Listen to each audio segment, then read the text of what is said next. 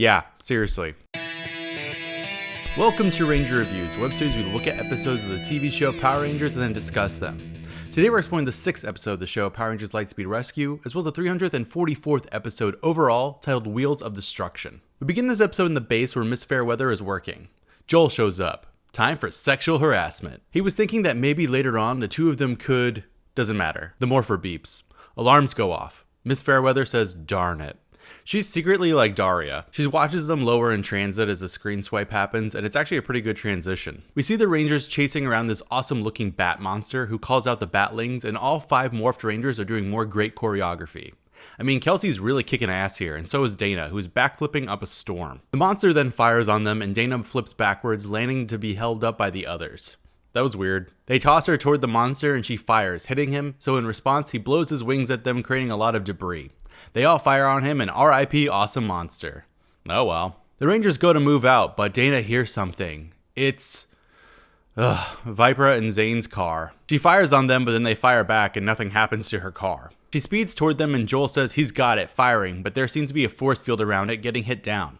She then hits the others down, and we find out that this is the Viprari. This is comedic, as Vipra tries so hard to act. She gets away, so the Rangers get in their Hummer, and everyone tries to fire at her to take out her tires, but it doesn't work. She's a lot faster than them, apparently, getting away. They go around a corner and she's gone. They can't find her anywhere. Carter says she didn't just disappear, which is funny because bitch can teleport. But she's actually right behind them, firing at them. She then decides to just drive away. Why? Carter says they can't lose her again, so they back up only to see that she must have hit 88 miles per hour and gone to the future. They return to the base, and I guess they got graffitied on the way back in. Miss Fairweather asks what happened, and they explain that Vipra go vroom vroom. In the boardroom, Mitchell is debriefed about how fast she was and how strong this vehicle is. Were they not watching any of this in the base? Chad says she was just testing them, and now she knows for sure that she can beat them. Then why didn't she just kill them? Then Miss Fairweather explains that if Vipra can destroy the rover like this, she might be capable of more. Well, I mean, it sure ain't acting. Miss Fairweather will work on a solution. In the Skull Cavern, Diabolico asks the real questions. If your Viprari's so great, why didn't you just kill the Rangers?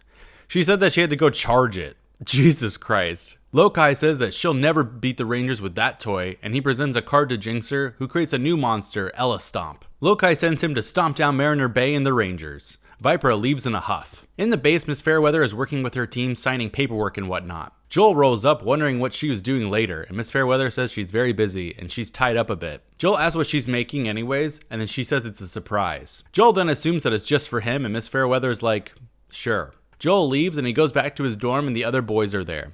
He's looking at a framed photo of Miss Fairweather that he has for some reason. Joel says he didn't ask her out, but he didn't have to. It's obvious that she's making him a supersonic jetpack because she wants to impress him so badly. The whole lab is working around the clock, and he feels a little bit guilty about it. Chad says he wishes he had the same luck with girls, and Joel tells him to keep an eye on him, and it's not too late for Chad. This is smarmy, but kind of funny. Then they get beeped and they move out, helping civilians who I guess got run over by the Viprari because she's just there in the smoke driving away. The other Rangers are tending to wounds, but Carter sees her, now getting back in the rover to chase after her. She then hits 88 miles per hour again, leaving and pissing off Carter. Back in the base, Carter's complaining about how tough she is, and by the time they got there, people were hurt, and the next time she shows up, she could destroy the whole city. Mitchell says next time she'll be in for a surprise. Get the others. They meet together in the transport and Joel sees them. Kelsey says that Miss Fairweather has a surprise for them, so all 5 are there. Miss Fairweather says that this is a personal thing for her, and she presents the latest weapons in their arsenal, 5 color-coded bikes. They're all so impressed, and these are the Lightspeed cycles, capable of supersonic speeds with advanced weaponry. They're gonna blow Vipra's ass up now. Miss Fairweather asks if Joel likes them, and he says he thinks they're great, but he's clearly disappointed. Chad says he thought you were building a... but Joel steps on his foot to shut him up. They're then saved by the bell.